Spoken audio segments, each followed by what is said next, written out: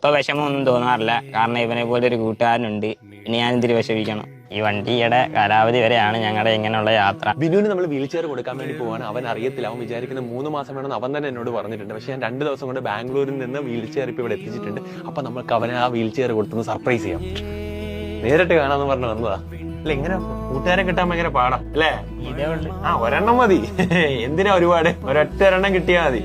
അതുപോലും ആളുകൾക്ക് കിട്ടാറില്ല സത്യത്തിൽ. അപ്പം ഈ കേടായത് മാറ്റി പുതിയ തരണം. ഞാൻ തിരക്കിക്ക് 2.5 ലക്ഷം രൂപ അടുത്ത് എന്തോ ഉണ്ട് എന്റെ ഒരു ടോപ്പ് ആൻഡ് മോഡല്. എന്നാ കൊണ്ടുപോവാ. ഒരു വണ്ടി ഉണ്ടോന്ന് പറഞ്ഞ ഇവരുടെ ഒരുമിച്ച് പോകണ്ടല്ലോ നമ്മുടെ ലക്ഷ്യം അല്ലേ? ഞാൻ തരുന്ന ഗിഫ്റ്റ് ഒക്കെ ചെറിയ സാധനം, നിങ്ങൾക്ക് കിട്ടിയ ഏറ്റവും വലിയ ഗിഫ്റ്റ് ഇവനാ. ഒരിക്കലും ഈ വണ്ടി കിട്ടുന്നത് പ്രതീക്ഷിച്ചില്ല.